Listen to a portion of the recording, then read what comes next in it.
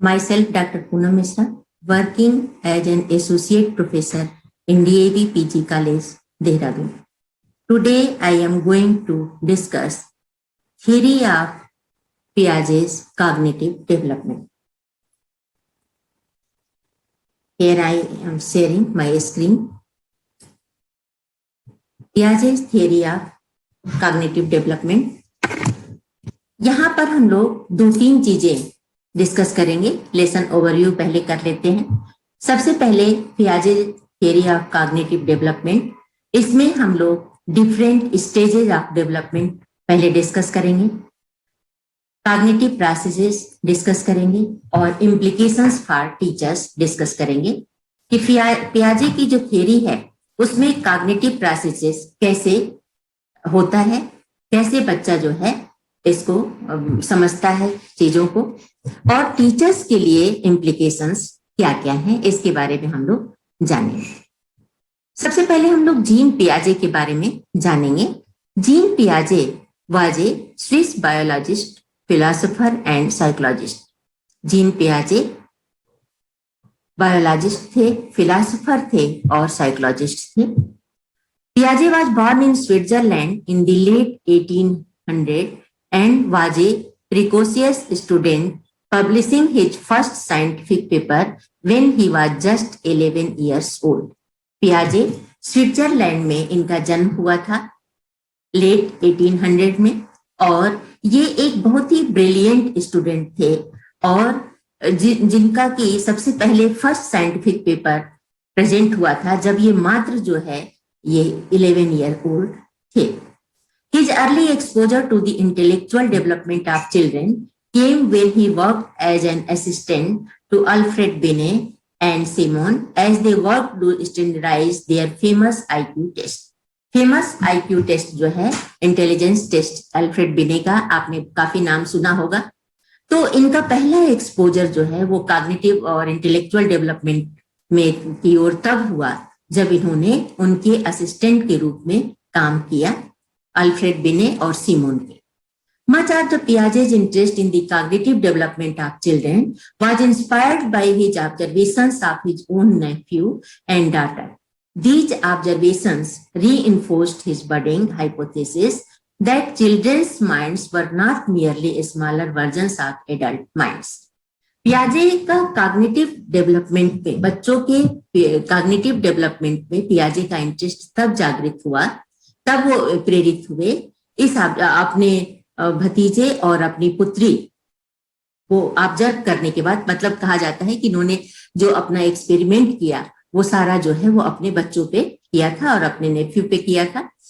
इस ऑब्जर्वेशन ने उनको ये सोचने पर मजबूर किया और उनके इस हाइपोथेसिस को तोड़ा कि जिसमें वो ये मानते थे कि बच्चों का जो माइंड होता है वो merely smaller version of adults mind होता है. इस मतलब जो ये हाइपोथेसिस थी उसको उन्होंने ब्रेक किया और उन्होंने माना कि चिल्ड्रन जो है वो लिटिल साइंटिस्ट होते हैं. उन्होंने चिल्ड्रन को लिटिल साइंटिस्ट की उपाधि दी है. इसके अलावा जो जीन पियाजे हैं वो कंस्ट्रक्टिविस्ट हैं और कंस्ट्रक्टिविज्म में इनका विश्वास है. इनका ये मानना है, रेडिकल कंस्ट्रक्टिविस्ट हैं और इनका ये मानना है कि बच्चे जो है वो उनमें नॉलेज का निर्माण जो है वो स्वयं करने में सक्षम है. उनको कुछ अलग से नहीं दिया जाता है और वो स्वयं ही ज्ञान का निर्माण कर लेते हैं, ऐसा इनका मानना था. उसके साथ ही साथ जीन पियाजे का ये भी मानना, ये एपिस्टेमोलॉजी में विश्वास करते हैं, ज्ञान विज्ञान में विश्वास करते हैं और बायोलॉजिस्ट होने के साथ साथ इनको हेरिडिटी और इन्वायरमेंट में भी काफी इंटरेस्ट रहा है. तो इस तरह से जीन पियाजे की जो थ्योरी है वो साइकोलॉजी में काफी फेमस है और इन्होंने मतलब ये नॉलेज के स्रोत को जानना और उसके साथ ही साथ ये दार्शनिक भी थे, मनोवैज्ञानिक भी थे. तो इन्होंने अपना कॉग्निटिव डेवलपमेंट ऑफ चिल्ड्रन जो प्रयोग किया उसके बारे में हम लोग देख रहे हैं. सबसे पहले जब हम लोग कॉग्निटिव डेवलपमेंट की बात करते हैं तो सबसे पहले हम लोग कॉग्निशन की बात करते हैं. अब कॉग्निशन क्या होता है? जैसे कॉग्निशन जिसको हम संज्ञान कहते हैं, और संज्ञान का क्या होता है कि जो कॉग्निशन है वो कहाँ से, कॉग्निशन का मतलब होता है संज्ञान, संज्ञान का विकास, हमारे जो परसेप्शन है, हमारे जो थॉट प्रोसेसेस हैं, उसको हम कॉग्निशन कहते हैं। The term cognition is derived from the Latin word cognoscere, which means to know or to recognize or to conceptualize। मतलब कॉग्निशन जो है वो लैटिन वर्ड कॉग्नोसियर से निकला है, डिराइव हुआ है, और जिसका अर्थ होता है जानना, पहचानना और कंसेप्चुलाइज करना। क्योंकि किसी भी टर्म की जब हम कंसेप्ट क्लियर कर लेते हैं, जब उसके बारे में समझ लेते हैं, तो उसको सीखना समझना जो है वो आसान होता है। कॉग्निटिव डेवलपमेंट में इस फिगर में आप देख रहे हैं कि रीजनिंग, थिंकिंग और बहुत सारे हमारे मेंटल प्रोसेसेस जो होते हैं, हम परसेप्शन करते हैं, हम चीजों को एब्स्ट्रैक्ट थिंकिंग की ओर जाते हैं, तो ये सारी चीजें जो है वो कॉग्निशन के अंतर्गत ही आती हैं। The term cognitive development refers to the processes of growth and change in intellectual oblique mental abilities such as thinking, reasoning and understanding. जो कॉग्निटिव डेवलपमेंट है, जो संज्ञानात्मक विकास है, ये जो टर्म है, ये उस प्रक्रिया की ओर हमें इंगित करता है जिसमें कि हमारे इंटेलेक्चुअल और मेंटल एबिलिटीज में हमारे संज्ञान और मानसिक हमारी जो क्षमताएं हैं उसमें उसका विकास होता है और परिवर्तन होता है। जैसे थिंकिंग, हमारी सोचने की प्रक्रिया, हमारी तर्क करने की प्रक्रिया और हमारी सोचने की प्रक्रिया, इनमें जो है वो चेंजेस होते हैं। नेक्स्ट हम लोग देखेंगे कि पियाजेस थियरी बेसिक कंसेप्ट, पियाजे की थियरी का बेसिक कंसेप्ट जो है वो क्या है, उसके बारे में हम लोग जानेंगे। देखिए ये 5 वर्ड्स जो हैं ये काफी इंपॉर्टेंट है। ये वर्ड जो है, सबसे पहले है schemas, assimilation, accommodation, organisation and equilibration. ये जो पांचों, अब हम सबसे पहले समझते हैं स्कीमाज क्या है। ये जो स्कीमाज होते हैं ये हमारे रूम ऑफ इंफॉर्मेशन को कहते हैं। मतलब हमारे माइंड में कुछ भी जो हम सीखते हैं वो डिफरेंट रूम बने होते हैं, ठीक है। जैसे मान लीजिए आपने रविन्द्रनाथ टैगोर के बारे में कुछ जाना, तो आपके माइंड में छोटे छोटे इंफॉर्मेशन जो है वो स्कीमाज के रूप में आपके माइंड में, छोटे छोटे कंपार्टमेंट के रूप में वो चीजें आपके माइंड में सेव हैं। और जैसे आपने फोन के बारे में जाना, ठीक है, रूम ऑफ इंफॉर्मेशन आप कह सकते हैं, मेंटल स्ट्रक्चर कह सकते हैं स्कीमाज को। तो उसमें जो है सेट ऑफ स्ट्रक्चर जो है हमारे माइंड में बना होता है।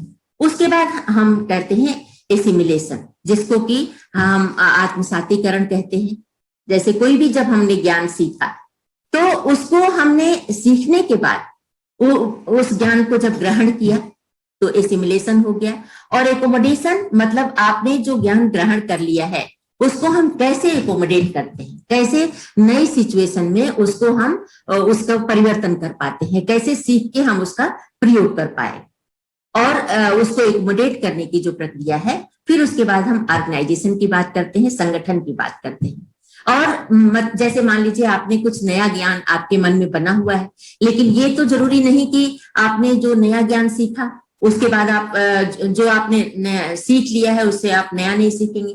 तो जब आप एकोमोडेशन की बारी आती है तब उसको पहले ऑर्गेनाइज करना पड़ता है, उसको संगठित करना पड़ता है, और इसके बीच में इक्विलिब्रेशन होता है, उसका संतुलन बनाया जाता है। और वही जब डिस इक्विलिब्रेशन हो जाता है, नई सिचुएशन जब आएगी तब डिस इक्विलिब्रेशन हो जाएगा, तब नया स्कीमा बनाने की बात आएगी, तब आप उसको एकोमोडेट करेंगे, तब आप उसको जो है उसमें मतलब समायोजन करने की कोशिश करेंगे।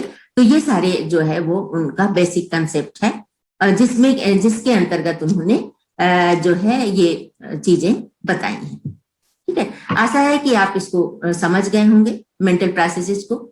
उसके बाद आते हैं इसके बारे में पियाजेस थ्योरी बेसिक कंसेप्ट जो है, पहले जो मैंने अभी आपको बताया। स्कीमास क्या है? Actions are mental representations that organise knowledge. मतलब मेंटल रिप्रेजेंटेशन है, जो मैंने आपको बताया कि छोटे छोटे स्ट्रक्चर के रूप में आपके माइंड में छोटे छोटे स्ट्रक्चर जो है रहते हैं, जिसको हम स्कीमास कहते हैं। उसके बाद आता है assimilation, incorporating new information into existing schemas. मतलब नए इंफॉर्मेशन को, नई सूचनाओं को इनकॉर्पोरेट करना, किसमें? जो एग्जिस्टिंग स्कीमास है। जैसे किसी चीज के बारे में, जैसे आपने फोन के बारे में जाना, और फोन के बारे में नई जो जानकारी मिली उसको जब आप इनकॉर्पोरेट कर रहे हैं तो एसिमिलेशन हो गया। उसके बाद accommodation, existing schemas to fit new information and experiences. जो भी मतलब आपके एग्जिस्टिंग स्कीमास थे, ठीक है, उसमें आप नए इंफॉर्मेशन को, नए अनुभवों को जब फिट कर रहे हैं तो उसको एकोमोडेशन कहते हैं। ठीक है, जैसे मान लीजिए, इसको एक उदाहरण से आप समझ सकते हैं कि जैसे आप कहीं पर हॉस्टल में रह रहे हैं और आप और आपका साथी 2 लोग रह रहे हैं।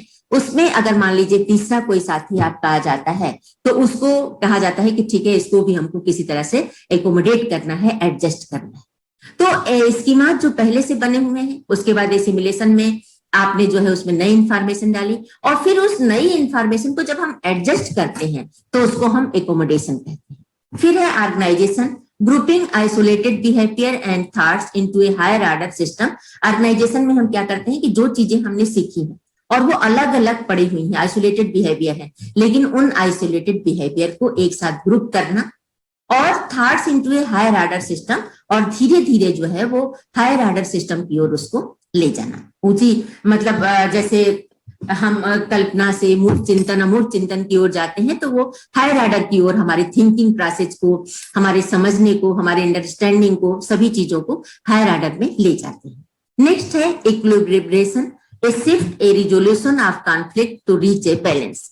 अब इन चीजों के आने के बाद आपने देखा कि जब स्कीमाज, एसिमिलेशन, एकोमोडेशन, ये सारी चीजें आ जाएंगी तब क्या होगा कि उसमें एक जो है वो हलचल उत्पन्न होगी।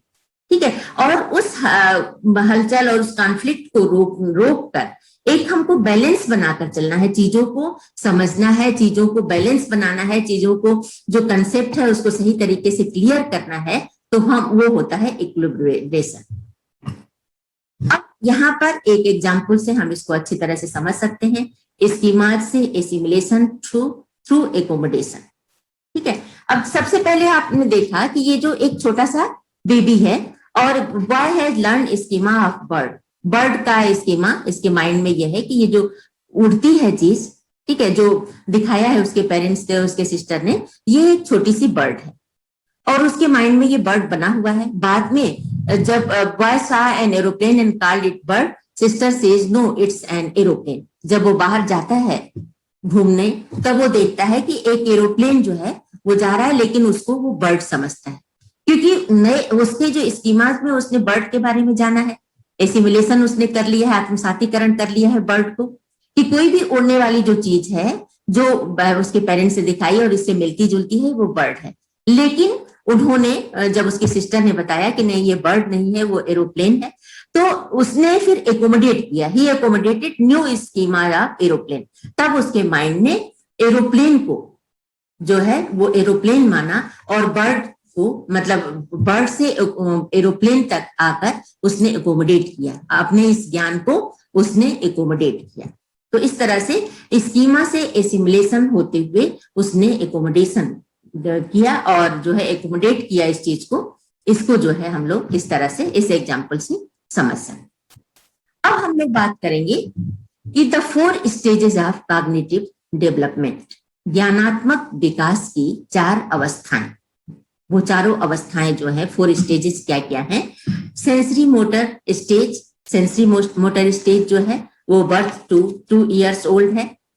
Pre operational stage 2 to 7 years old है और complete operational stage 7 to 11 years of age में है और जो फॉर्मल ऑपरेशनल स्टेज है वो 11 years of age through adulthood है। अब हम आगे जो है नेक्स्ट स्लाइड में हम लोग देखेंगे एक एक स्टेजेस के बारे में। सबसे पहला है आपका द सेंसरी मोटर स्टेज, जिसको हम संवेदी गामक अवस्था कहते हैं। ये जो अवस्था होती है ये फ्रॉम बर्थ टू 2 years, जन्म से लेकर 2 वर्ष की जो अवस्था होती है वो सेंसरी मोटर स्टेज में होती है। Major characteristics and developmental changes are the infant knows the world through their movements and sensation.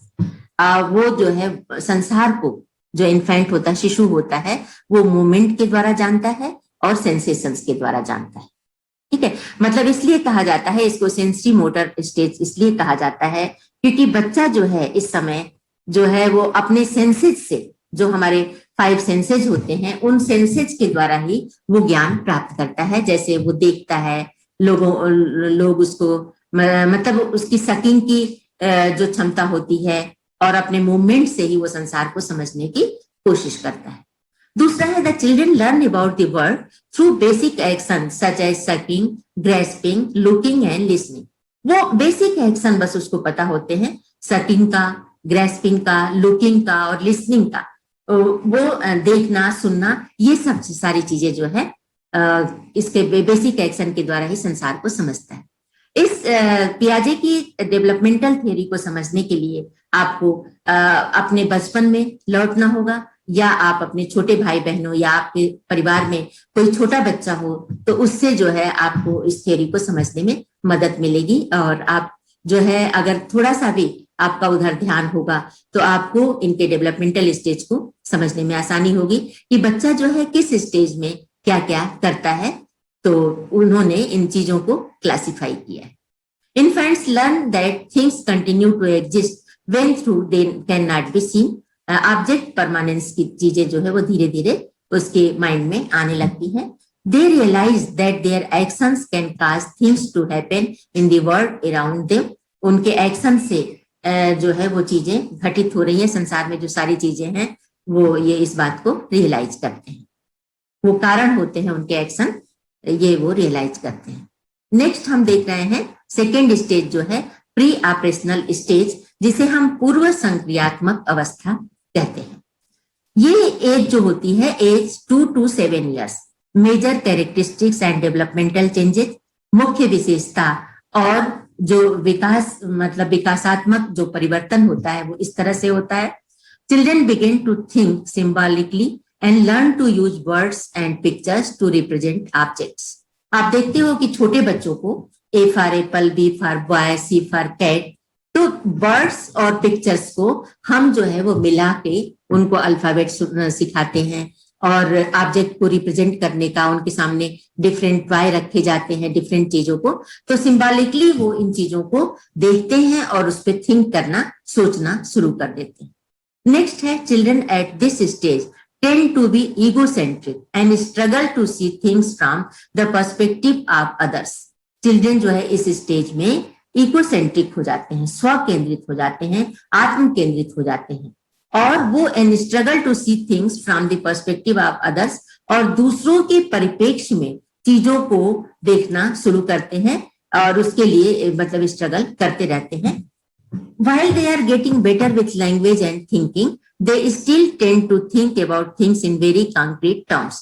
यद्यपि जो है आप जानते हो कि 2 वर्ष से जो 7 वर्ष की अवस्था होती है, एज 2 to 7 years, इस अवस्था में आते आते वो थोड़ी बहुत लैंग्वेज बोलने लगते हैं। जैसे पियाजे ने कहा है, जैसे पियाजे और वाइगोत्स्की की कई बार हम कंपैरिजन करते हैं, तुलना करते हैं, तो पियाजे ने ये कहा है कि बच्चे में थॉट तो पहले ही आ जाते हैं, और पहले थॉट आते हैं तब लैंग्वेज आती है, तो और फिर बाद में दोनों जो है वो लैंग्वेज के माध्यम से अपनी चीजों को व्यक्त करता है। तो इस समय तक आते आते लैंग्वेज जो है वो बच्चा जो है लैंग्वेज और थिंकिंग जो है वो बेटर करने लगते हैं, सोचने लगते हैं, और वो लेकिन जो भी वो चीज देखते हैं, सुनते हैं, समझते हैं, उसको वो कंक्रीट फॉर्म में करते हैं, मतलब मूर्त फॉर्म में चीजों को वो देखना शुरू कर देते हैं। The foundation of language development may have been laid during the previous stage. यद्यपि लैंग्वेज डेवलपमेंट की जो नींव है वो प्रीवियस स्टेज से ही आ जाती है, अर्थात इससे पहले जो है आपने देखा कि बर्थ टू 2 ईयर में ही उन थोड़ा बहुत बबलाना, बोलना वो शुरू कर देते हैं, उसकी नींव तो प्रीवियस स्टेज में ही पड़ जाती है। लेकिन but it is the emergence of language that is the one of the major hallmarks of the pre operational stage of development. लेकिन ये जो इमरजेंस ऑफ लैंग्वेज है जो हम 2 to 7 years में देखते हैं, इस स्टेज की बहुत बड़ी विशेषता है, मेजर हॉलमार्क है pre operational stage of development का। ये मेजर हॉलमार्क क्या है? The emergence of language. Language जो वो सीख जाते हैं, लैंग्वेज जो बोलने लगते हैं, विचारों को भाषा के द्वारा जो व्यक्त करने की उनमें क्षमता आ जाती है, ये चीजें जो है वो बहुत इंपॉर्टेंट होती है। दूसरा इसमें क्या होता है कि बच्चे जो है इकोसेंट्रिक होते हैं, वो आत्म केंद्रित हो जाते हैं, केवल स्व को देखते हैं, केवल अपने को जानते हैं, अपनी चीजों को बहुत पकड़ते हैं, अपने खिलौनों को दूसरों के साथ शेयर नहीं करना चाहते हैं, तो इकोसेंट्रिक बच्चे हो जाते हैं। नेक्स्ट हम लोग बात करते हैं द कॉन्क्रीट ऑपरेशनल स्टेज। इस स्टेज को हम मूर्त संक्रियात्मक अवस्था कहते हैं। मूर्त संक्रियात्मक अवस्था में ये एज जो होती है वो 7 to 11 ईयर तक ये अवस्था होती है। Major characteristics and developmental changes इसमें जो होते हैं वो during this stage children begin to thinking logically about concrete events. इसमें जो बच्चे होते हैं वो लॉजिकली जो है वो कॉन्क्रीट इवेंट्स के बारे में सोचना शुरू कर देते हैं। They begin to understand the concept of conservation, that the amount of liquid in a short white cup is equal to that in a tall skinny glass। इसमें जो है वो ये कंसेप्ट ऑफ कंजर्वेशन जो है उनको समझ में आ जाता है। जैसे जो लिक्विड है, अगर छोटे मतलब एक गिलास में जिसकी वेट ज्यादा है और उस गिलास में अगर उतना ही आता है जितना कि एक बड़ी गिलास में आता है, तो दोनों में उनको डिफरेंस उतना समझ में नहीं आता है और वो बड़े ग्लास को उठाते हैं। तो कंसेप्ट ऑफ कंजर्वेशन जो है उनको समझ में आने लगता है इस स्टेज तक आते आते। नेक्स्ट है their thinking becomes more logical and organized but still very concrete. इस अवस्था तक आते आते उनकी जो थिंकिंग प्रोसेस है वो लॉजिकल हो जाती है और थोड़ी व्यवस्थित हो जाती है, लेकिन अभी भी वो मूर्त रूप में ही रहते हैं। इसीलिए कहा जाता है कि बच्चों को TLM के टीचिंग मटेरियल एड के द्वारा पढ़ाया जाए, कंक्रीट ऑब्जेक्ट के द्वारा उनको पढ़ाया जाए, ये हम मानते हैं। फिर नेक्स्ट है children begin using inductive logic और reasoning from specific information to a general principle. और इसमें जो है बच्चे जो है वो क्या करते हैं कि इंडक्टिव लॉजिक को यूज करते हैं। इंडक्टिव मेथड और डिडक्टिव मेथड, दो मेथड होते हैं। इंडक्टिव मेथड में जो है वो क्या होता है कि हम एग्जाम्पल टू रूल की बात करते हैं। तो यहाँ पर इंडक्टिव लॉजिक जो है उनका बच्चे जो है यूज करने लगते हैं और उनकी जो रीजनिंग होती है वो स्पेसिफिक इंफॉर्मेशन से जनरल इंफॉर्मेशन की ओर अब धीरे धीरे जाने लगती है, क्योंकि इस एज तक आते आते बच्चे जो है वो 7 to 11 ईयर के जो होते हैं सही क्रम में सही अनुपात का अंतर कर लेते हैं, आकार, भार, क्रम आदि को थोड़ा थोड़ा पहचानने लगते हैं और in ascending order descending order को थोड़ा थोड़ा वो समझने लगते हैं इस अवस्था तक आते आते। तो इस समय उनको हम स्पेसिफिक टू जनरल की ओर ले जाने में समर्थ होते हैं। जैसे इससे पहले हमें नोन टू अननोन ही करना पड़ता है, सिंपल टू कॉम्प्लेक्स की ओर ही ले जाना पड़ता है, लेकिन इसमें जो है वो बच्चों में इंडक्टिव लॉजिक जो है वो आ जाती है, तो उसको बच्चे जो है वो यूज करने लगते हैं। While children are still very concrete and literal in their thinking at this point in development, यद्यपि जो है इस समय भी बच्चों का मतलब जो सोचने का तरीका होता है वो बहुत ही कॉन्क्रीट होता है, बहुत ही मूर्त रूप में होता है और उनकी थिंकिंग डेवलपमेंट की जो थिंकिंग होती है मतलब वो कॉन्क्रीट फॉर्म में होती है। They become much more adept at using logic, लेकिन अब जो है वो लॉजिक को यूज करने लगते हैं। The ecocentrism of the previous stage begins to disappear as kids become better at thinking about how other people might view the world. इसमें इसके पहले मैंने आपको बताया था कि इकोसेंट्रिज्म जो होता है उनका जो 2 to 7 ईयर्स में आ जाता है, उसमें इकोसेंट्रिज्म जो है वो काफी होता है, बच्चे आत्म केंद्रित ज्यादा रहते हैं। लेकिन इस स्टेज में आते आते बच्चों का जो इकोसेंट्रिज्म है, जो स्व केंद्रित आत्म केंद्रित वाली जो भावना है वो धीरे धीरे गायब होने लगती है। As kids become better at thinking, जैसे कि बच्चे जो है वो अच्छा सोचने लगते हैं, थिंकिंग प्रोसेस जो है उनका बेटर हो जाता है और वो how other people might view the world, इस बारे में मतलब इस तरीके से सोचने लगते हैं कि दूसरे लोगों के साथ नजरिए में विश्व संसार को देखने का उनका जो नजरिया होता है वो चेंज हो जाता है, वो स्व से पर की ओर आ जाते हैं। ऐसी उनकी मतलब स्व से जो है अयम निज परो व्यक्ति ये बात नहीं है, मतलब वो सबको जो है वो बेटर नजरिए से देखने लगते हैं। फिर नेक्स्ट है द फॉर्मल ऑपरेशनल स्टेज। इस स्टेज में जो बच्चा जब आता है इसको हम कहते हैं, ये जो स्टेज होती है औपचारिक संक्रियात्मक अवस्था, फॉर्मल औपचारिक ऑपरेशनल संक्रियात्मक स्टेज अवस्था। ये अवस्था जो होती है वो 12 से 15 वर्ष तक की अवस्था होती है। 12 से आगे की जो अवस्था होती है इसको हम औपचारिक संक्रियात्मक अवस्था कहते हैं। Major characteristics and developmental changes are, इसमें जो मुख्य विशेषता है और जो विकास है, जो परिवर्तन है, वो इस तरह से है। At this stage the adolescents are young adult begin to think abstractly and the reason about hypothetical problem. इस समय जो है बच्चे जब जो बच्चे होते हैं वो हाइपोथेटिकल प्रॉब्लम्स जो होती है, जो काल्पनिक जो समस्या होती है, उसके बारे में रीजन देने लगते हैं और चीजों को अब्स्ट्रैक्टली, अमूर्त रूप से, अब्स्ट्रैक्ट फॉर्म में चीजों को सोचने लगते हैं।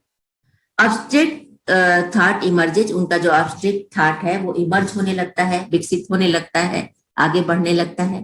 Teens begins to think more about moral, philosophical, ethical, social and political issues that require theoretical and abstract reasoning।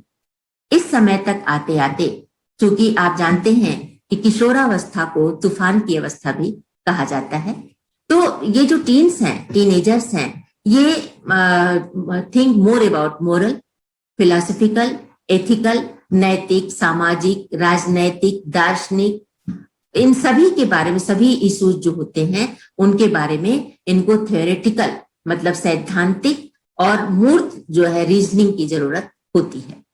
Begin to use deductive logic और reasoning from a general principle to specific information. इसके पहले मैंने आपको बताया था कि बच्चे जो है पीछे के स्टेज में बच्चे जो है इंडक्टिव लॉजिक का प्रयोग करते हैं, लेकिन यहाँ पर आते आते बच्चे डिडक्टिव लॉजिक का प्रयोग करने लगते हैं और इसमें वो ये रीजनिंग, उनका तर्क होता है जो जनरल प्रिंसिपल से स्पेसिफिक इंफॉर्मेशन की ओर ले जाता है। इसमें मतलब वो डिडक्टिव, जिसमें कि रूल टू एग्जाम्पल जिसमें हम जाने की बात करते हैं, वहां पर ये स्पेसिफिक इंफॉर्मेशन की ओर चले जाते हैं। नेक्स्ट है the final stage of Piaget's theory involves an increase in logic, the ability to use deductive reasoning and an understanding of abstract ideas. इस फाइनल स्टेज में मतलब पियाजे की थियरी के इस फाइनल स्टेज में ये क्या, इसमें क्या चीजें इन्वॉल्व है? इंक्रीज इन लॉजिक, तर्क में वृद्धि होती है, और डिडक्टिव रीजनिंग की जो एबिलिटी है उसको यूज करने की में ज्यादा वृद्धि होती है, वो इंक्रीज हो जाती है, और एब्स्ट्रैक्ट आइडियाज को, जो हमारे अमूर्त विचार हैं, उनको समझने की जो भावना है वो ज्यादा इसमें बढ़ जाती है, इंक्रीज हो जाती है चीजों की। At this point people become capable of seeing multiple potential solutions to problems and think more scientifically about the world around them. इस अवस्था तक आते आते बच्चे जो है वो मल्टीपल पोटेंशियल सॉल्यूशन खोजने में समर्थ होते, मतलब जो भी उनके साथ प्रॉब्लम आती है या जो भी पढ़ने के में या जो भी कोर्सेज में जो प्रॉब्लम होती हैं, उनके सॉल्यूशन के लिए उनके पास अब पोटेंशियल होता है, उनके पास ऐसी क्षमता होती है, जो उनके अंदर की क्षमता होती है, ठीक है, जो जनजात उनकी क्षमताएं होती हैं, विशेषताएं होती हैं, वो सारा पोटेंशियल जो है उनके अंदर जो छुपा हुआ ज्ञान है, वो सारा जो है पोटेंशियल सॉल्यूशन उनके पास होता है प्रॉब्लम को सॉल्व करने के लिए, और वैज्ञानिक तरीके से दुनिया को देखने के लिए उनके पास अब पूरा इस समय जो है वो पूरा अवसर होता है, लॉजिक होता है, थिंकिंग प्रोसेस होता है। इन सभी के द्वारा वो विश्व को अच्छे से समझने की कोशिश करते हैं।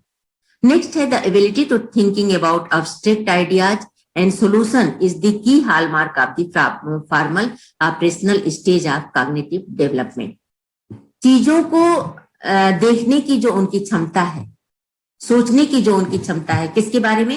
एब्स्ट्रैक्ट आइडियाज, जो अमूर्त जो विचार हैं और जो परिस्थितियां हैं, उनको सोचने की जो उनकी क्षमता है, उस पर चिंतन करने की जो क्षमता है, ये सारी चीजें जो है वो की hallmark of formal operational stage, ये फॉर्मल ऑपरेशनल स्टेज का हॉलमार्क कहा जा सकता है। जैसे इसके पहले मैंने आपको बताया कि लैंग्वेज डेवलपमेंट जो है वो 2 to 7 ईयर का हॉलमार्क है, तो इसमें क्या है हॉलमार्क? कि फॉर्मल ऑपरेशनल स्टेज में कॉग्निटिव डेवलपमेंट में the ability to thinking about abstract ideas and situation, इसमें जो है वो बच्चा समस्या समाधान करता है, काज एंड इफेक्ट रिलेशनशिप देखता है, अमूर्त चिंतन करने लगता है, स्मरण, चिंतन, मनन आदि का प्रयोग करने लगता है। तो ये सारी चीजें जो है वो फॉर्मल ऑपरेशनल स्टेज की विशेषताएं मानी जाती हैं।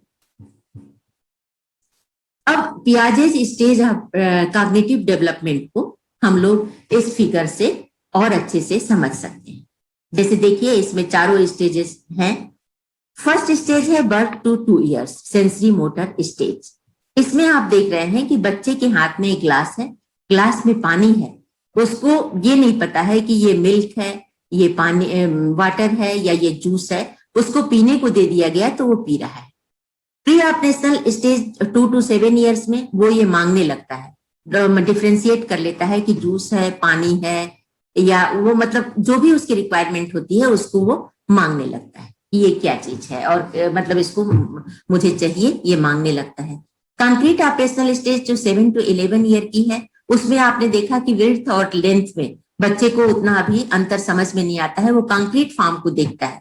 और इस समय वो जैसे मान लीजिए 2 ग्लास है और 1 गिलास पानी, दोनों में बराबर ही है, लेकिन इस जो वेट में ग्लास है उसको न मांगकर जो लेंथ में बड़ी है ग्लास, उसको वो लेने की कोशिश करता है और उसको वो लेता है, क्योंकि कंक्रीट जो है अमूर्त फॉर्म में ये सारी चीजें, कि कोई चीज जो दिखने में बड़ी है वही उस बच्चे को चाहिए होता है। जब फॉर्मल ऑपरेशनल स्टेज की हम बात करते हैं, जब 12 year और ऊपर का बच्चा हो जाता है, तो वो ये मतलब तर्क करने लगता है, चिंतन करने लगता है, सोचने लगता है कि ये जो हाफ ग्लास एम्प्टी है या हाफ ग्लास जो है फुल हाफ ग्लास है, इन दोनों के बारे में वो सोचने लगता है। मतलब वो ये नहीं है कि उसको जो भी आप दे देंगे वो ले लेगा, पहले वो सोचेगा कि ये ग्लास आधा खाली है या ये आधा भरा हुआ ग्लास है, इसके बारे में वो सोचेगा। तो इस तरह से पियाजेज स्टेजेज ऑफ कॉग्निटिव डेवलपमेंट में धीरे धीरे बच्चे जैसे जैसे विकसित होते जाते हैं, जैसे जैसे बड़े होते जाते हैं, वैसे वैसे उनके चिंतन का स्तर जो है वो धीरे धीरे बदलने लगता है। इस चित्र के द्वारा हम इसे और अच्छे से समझ सकते हैं। अब हम लोग बात करेंगे कि इम्प्लीकेशंस फॉर टीचर क्या है कॉग्निटिव डेवलपमेंट में, जो इन्होंने बताया है। सबसे पहले तो this theory provides broad development perspective to the teachers and curriculum designer to make a better curriculum for the children. ये जो थियरी है पियाजे की, उसने एक ब्रॉड डेवलपमेंट पर्सपेक्टिव दिया है टीचर्स को। उसने एक ऐसा आधार दिया है, जिसने ऐसा परिप्रेक्ष्य दिया है करिकुलम डिजाइनर को और टीचर्स को, to make a better curriculum for the children. मतलब बच्चों के लिए एक अच्छा पाठ्यक्रम बनाने के लिए इसने एक आधार दिया है। इसने एक मतलब पूरी डिटेलिंग दी है कि किस एज में बच्चे जो है कैसे डेवलप होते हैं, उनको क्या चाहिए होता है, मूर्त रूप चाहिए होता है, अमूर्त रूप चाहिए होता है, कैसा करिकुलम उनको चाहिए होता है, कब टीएलएम का प्रयोग हमें करना है, कब कंक्रीट फॉर्म को देना है, कब अब्स्ट्रैक्ट फॉर्म को देना है।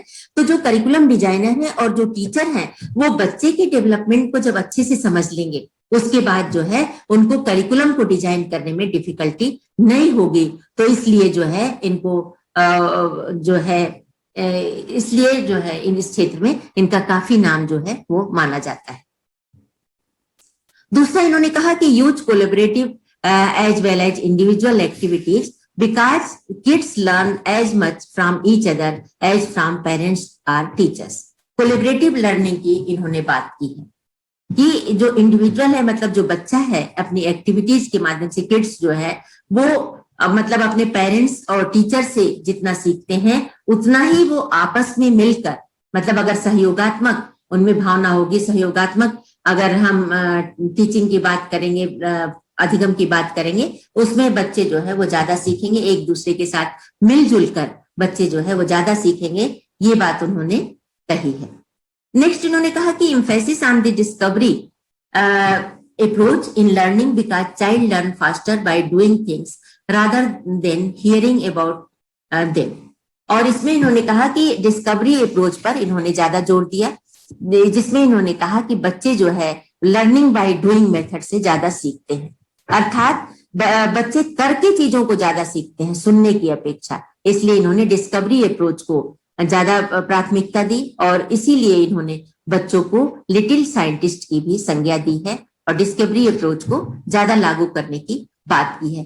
कंस्ट्रक्टिविज्म में ये विश्वास करते थे और ये मानते थे कि ज्ञान को कंस्ट्रक्ट किया जा सकता है, बच्चों को खुद करने का अवसर दीजिए। Teacher as a facilitator role अपना अदा करे, लेकिन बच्चों को स्पून फीडिंग करा दे, ऐसा नहीं होना चाहिए। उनको ज्यादा से ज्यादा अवसर दिया जाना चाहिए जिससे कि बच्चे ज्यादा से ज्यादा सीख सके। उनको करके सीखने का अवसर देना चाहिए, उनको मतलब डिस्कवरी करने का अवसर उनको दिया जाना चाहिए। उसके अलावा उन्होंने कहा कि cocurricular activities have equal importance as that of curricular experiences in the cognitive development of children. Cocurricular activities को भी इन्होंने देने की कोशिश की, इक्वल इंपॉर्टेंस बताया। मतलब जैसे हमारा जो करिकुलम है वो मतलब बहुत ही ब्रॉड उसमें सेंस में प्रयोग किया जाता है और जो हमारी एक्टिविटीज हैं जिसमें को करिकुलर एक्टिविटीज भी उतनी ही इंपॉर्टेंट होती हैं जितनी कि आपकी क्लासरूम की एक्टिविटीज होती हैं। तो इन्होंने कहा कि को करिकुलर एक्टिविटीज को भी ज्यादा जो है इंपॉर्टेंस दी जाए। फिर इन्होंने कहा कि use props and other visual aids to support learning. इन्होंने कहा कि लर्निंग जब हम बच्चों को सपोर्ट करने के लिए, लर्निंग को सपोर्ट करने के लिए हमें प्रॉप्स और अदर विजुअल एड्स का प्रयोग ज्यादा करना चाहिए। अर्थात बच्चों को जो हम बता रहे हैं, जो हम उनको पढ़ा रहे हैं, उसमें प्रॉप्स और विजुअल एड्स जो हमारा टीएलएम है, हमारा जो टीचिंग लर्निंग मटेरियल है, उसको हमें ज्यादा यूज करना होगा, तभी जो है वो बच्चे उसको अच्छे से कर पाएंगे, सीख पाएंगे और समझ पाएंगे। अब नेक्स्ट हम लोग बात करते हैं सपोर्ट एंड क्रिटिसिज्म। पियाजे की जो थियरी है उसने his work generated interested in developmental psychology. इनके जो पियाजे के वर्क ने क्या किया कि डेवलपमेंटल साइकोलॉजी में इंटरेस्ट लोगों का जागृत किया, डेवलप किया, जनरेट किया। He changed how people viewed the child's world and their method of studying children. इन्होंने लोगों के इस व्यू में परिवर्तन लाया और बच्चों के संसार को देखने का जो उनका नजरिया है और बच्चों को जो पढ़ने पढ़ाने का जो तरीका है, उस नजरिए में इन्होंने परिवर्तन करने की कोशिश की और ये बताया कि बच्चों को हर स्टेज में उनकी अलग अलग रिक्वायरमेंट होती है। उन बच्चे जो है वो प्लेन स्लेट की भांति नहीं होते हैं, बल्कि बच्चों में रीजनिंग, थिंकिंग, नॉलेज को कंस्ट्रक्ट करने की क्षमता होती है और उसमें उसके द्वारा उनको पढ़ने का अवसर दिया जाना चाहिए। नेक्स्ट है a number of teaching strategies has been derived from his work. उनके वर्क से बहुत सारी टीचिंग स्ट्रेटेजीज जो है वो निकल कर आई हैं और जिसको कि हम लोग देखते हैं और उसको जो है प्रयोग करते आ रहे हैं।